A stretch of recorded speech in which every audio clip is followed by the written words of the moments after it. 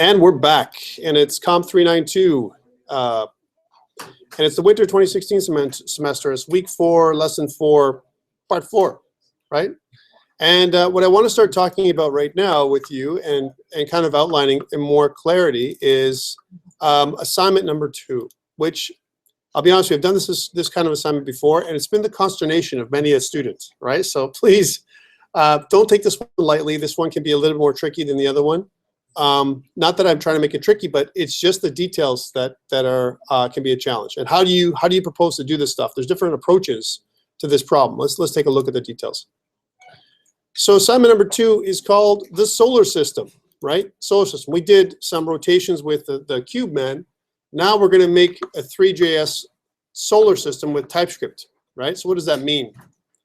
So we're going to make a application that displays a fictitious solar system. This is not Earth's solar system, our solar system. If I got you to make our solar system, it's very challenging to do because there's so much detail and there's so many planetoids and so on. That's too hard to do. So instead of making a realistic model, I'm going to make you make your own.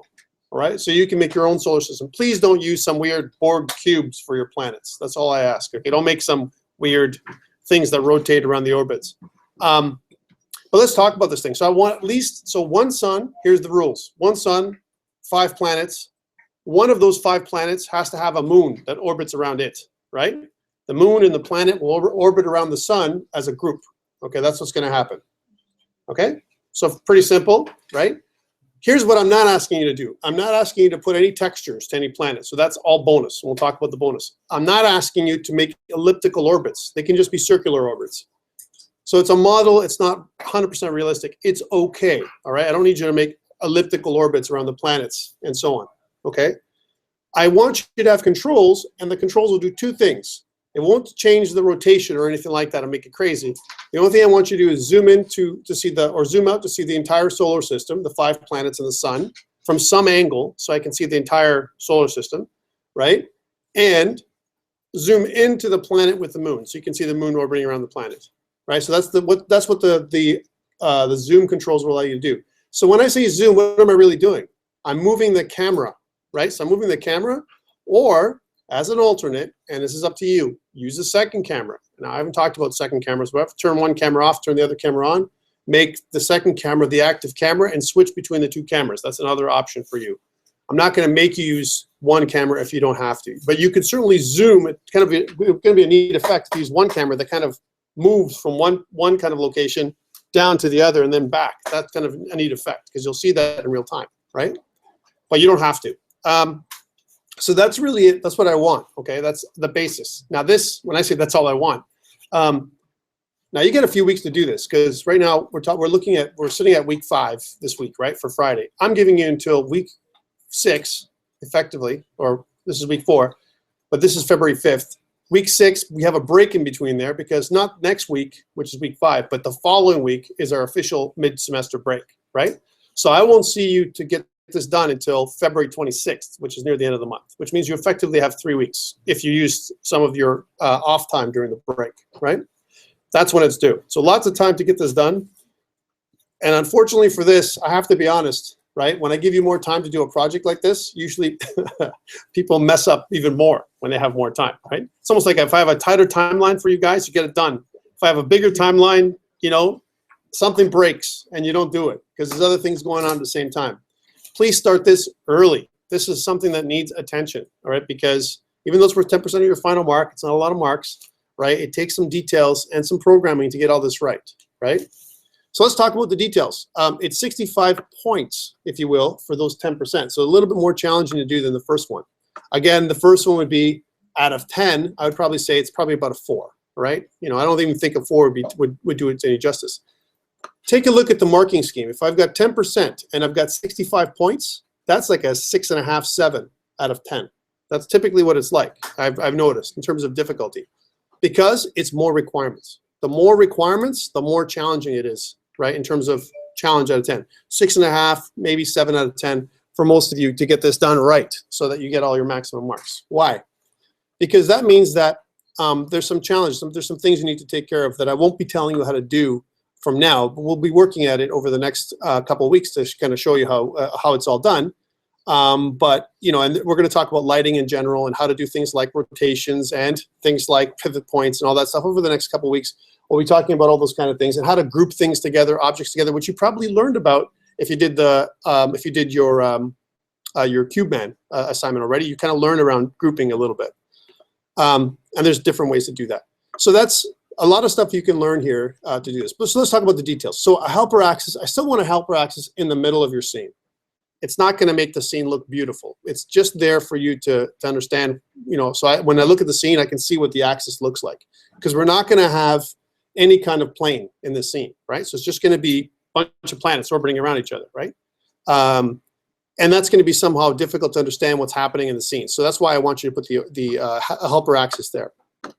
The control panel that has those at least 2 buttons or some other controls. I'm not going to tell you how to do this because I want to give you flexibility, not because I want to make it more ambiguous.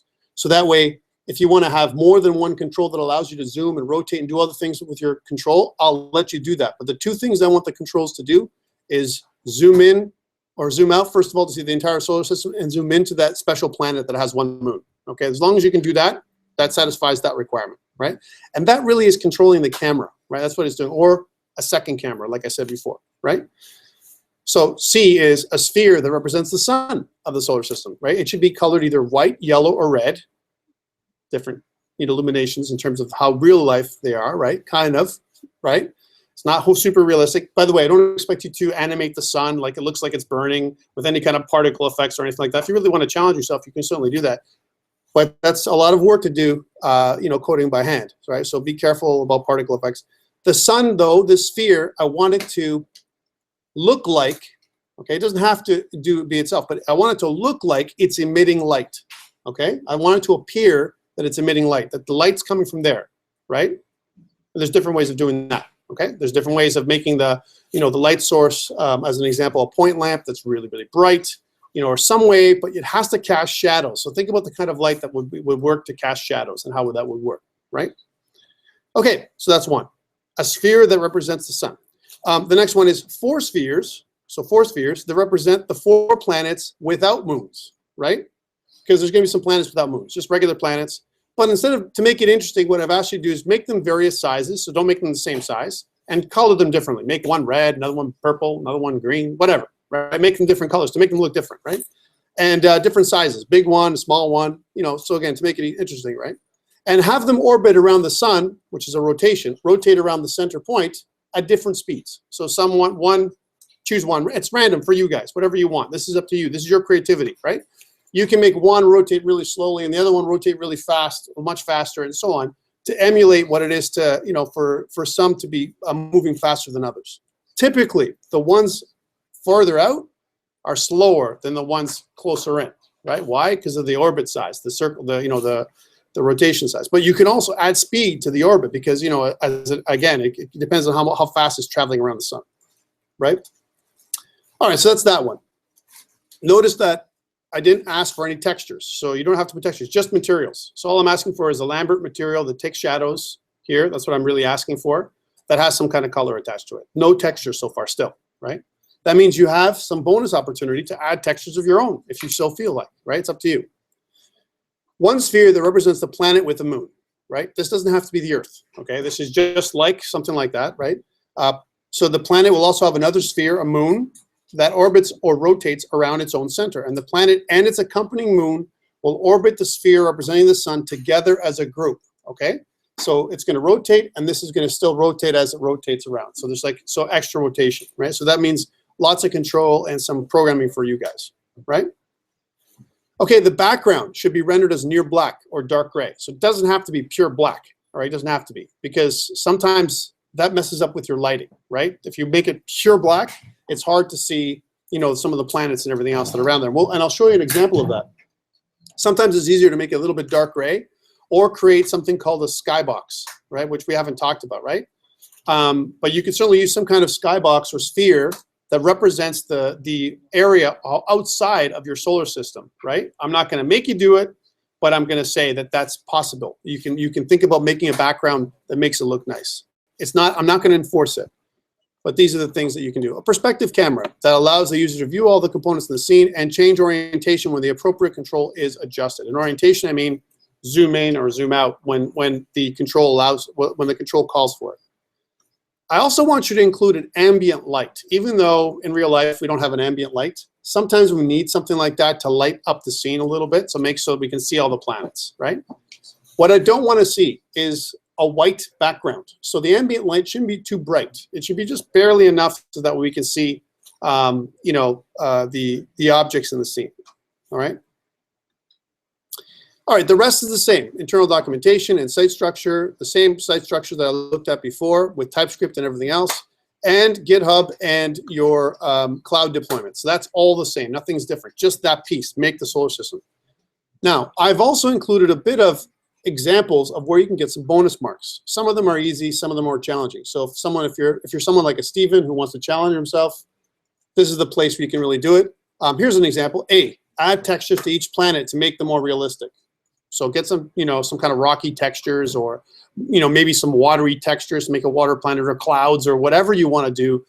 This can take a lot of effort for you. Please don't go too crazy, right? So if you do it to all the planets, 5 bonus marks. Add textures to the moon, only 1, right? You get 1 bonus mark.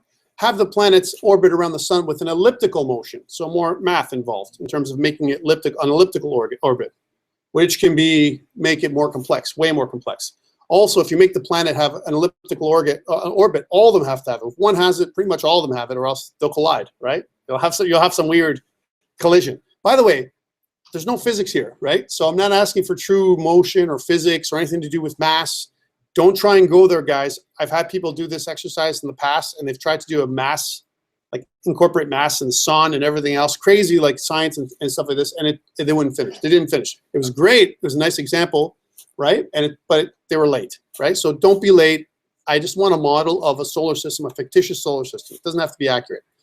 Enable the controls to zoom in and out, right? Other planets of the solar system. So don't just enable them. That's like for 2 simple marks. So if you make it so that the camera can go to planet 1, 2, 3, 4, 5, all those different places, great. That's going to look a lot more awesome, and I'll give you extra bonus points for that. Give one of the planets a ring, right? So make so like a Saturn-like ring structure, right? You have to decide how to do that.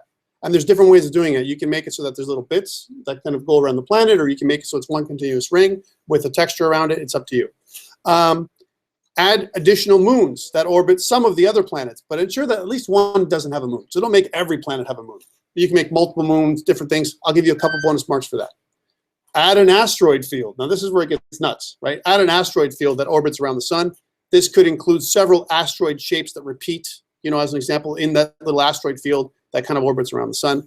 And then, of course, the final one would be add a second sun that effectively creates a binary star system, right? Most of the planets will orbit around one sun or the other. One planet may have a unique orbit that allows it to both orbit both suns in an infinity-shaped loop, right? It would kind of be a weird loop. Be careful with this kind of stuff, guys. It's insane, right? I'm just saying, right? If you want to challenge yourself, here it is. And this is for all bonus. By the way, all of these bonus marks are cumulative. So I will give you as many marks as you get. So if this is worth 65 and you get all these extra bonus marks, if you get 75, you get 85, whatever it'll be, I'll give you that many bonus marks, right? I have no problem with that.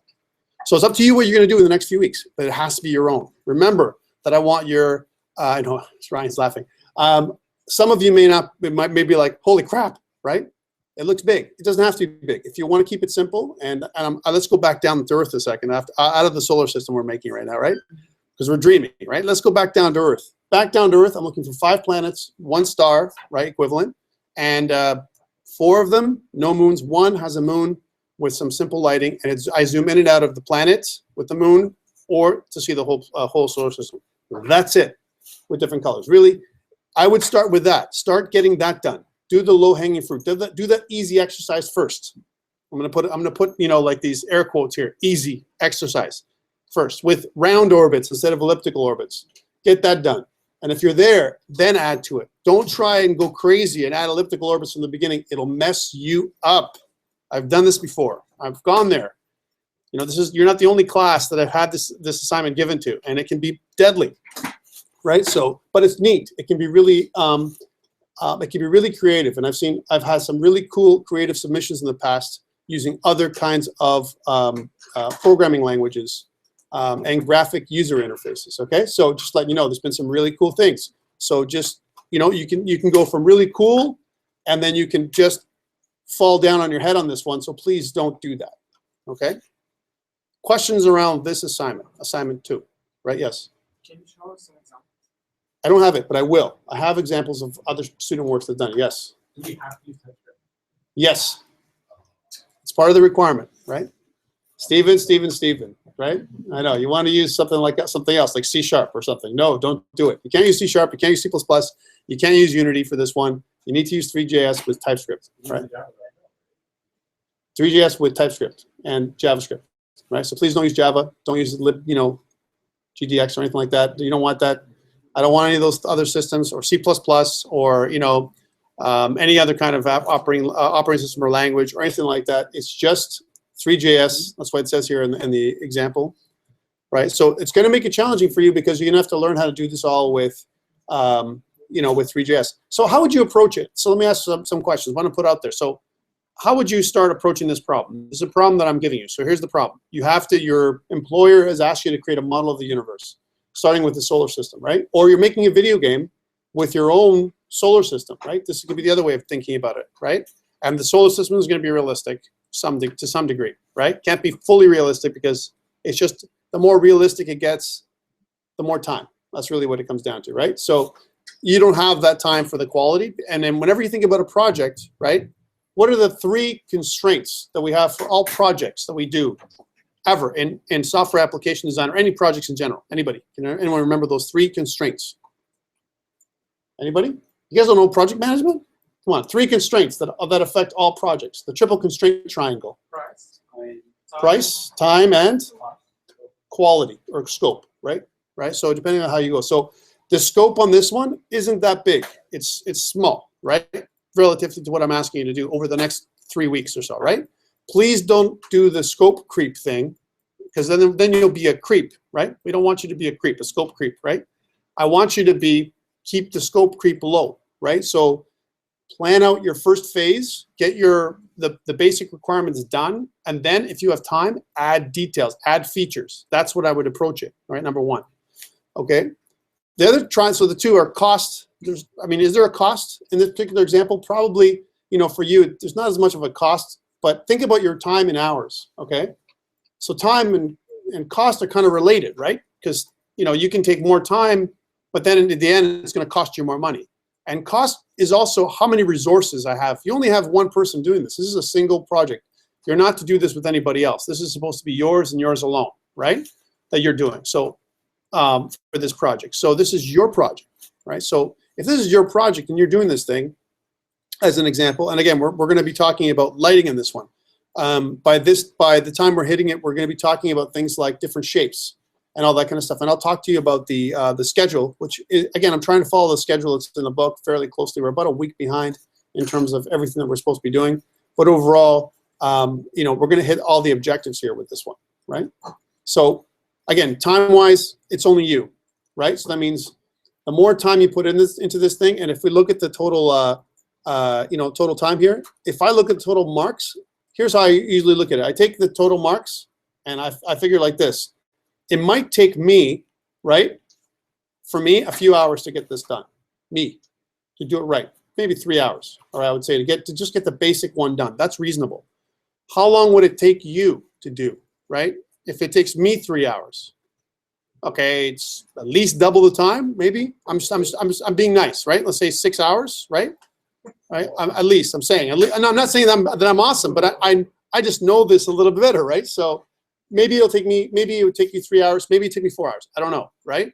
But I'm saying something like that. So if it takes me 3 or 4 hours, and I'm telling you, I know that it'll take me this much time because of the programming involved and the testing involved, right, to make this go, right? 3 or 4 hours to make this good. It's going to probably take you at least double the time, right? So at least I would put out there, at least 6 to 10 hours, let's say, at the minimum, to get the first part done, right?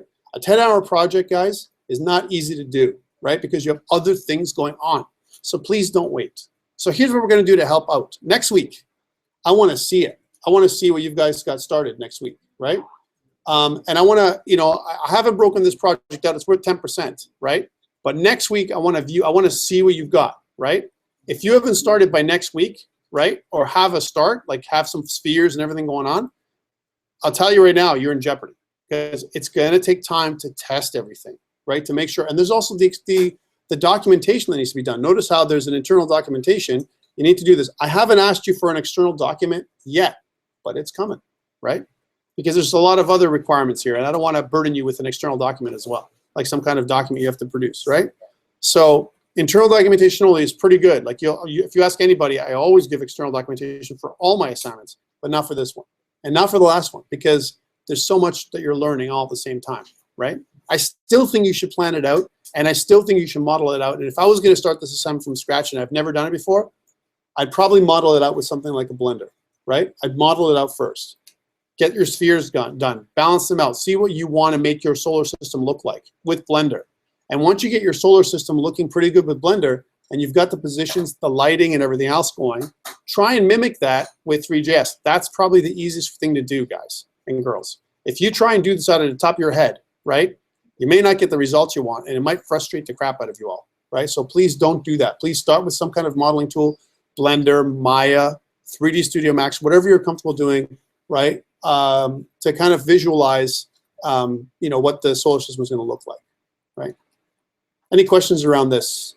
Blender, how do I visualize? We'll start doing it. I'll start showing you. We'll start making some spheres even today, right? And talk about lighting. We're going to be talking about lighting anyway. Might as well use spheres to give you the example, right?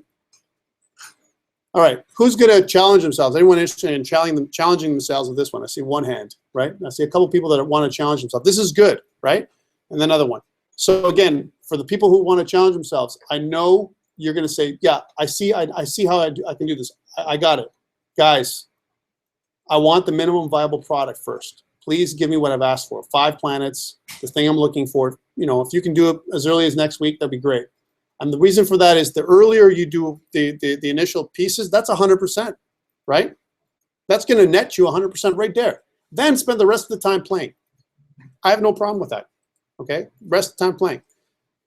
So why am I giving you all these bonus opportunities? Because you know what? I know that I'm challenging you. Every time you come in and do a little quiz with me, it's not perfect, right? You're not getting 5 out of 5, right? Well, for the most part.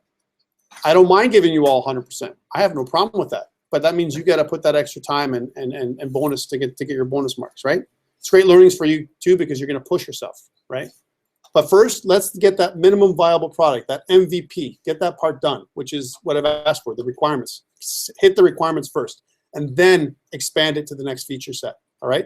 Please don't try and do elliptical orbits, I told you. That kind of stuff first, all those other things that you can do to expand, to make this solar system into a universe. I had one student at one time, not only he did that, but he made several solar systems, all right, yeah, to create almost like a cluster, right? And to me, he went nuts with it, right? He had a lot of sleepless nights, and this took him like many, many weeks to do. He was late. He did,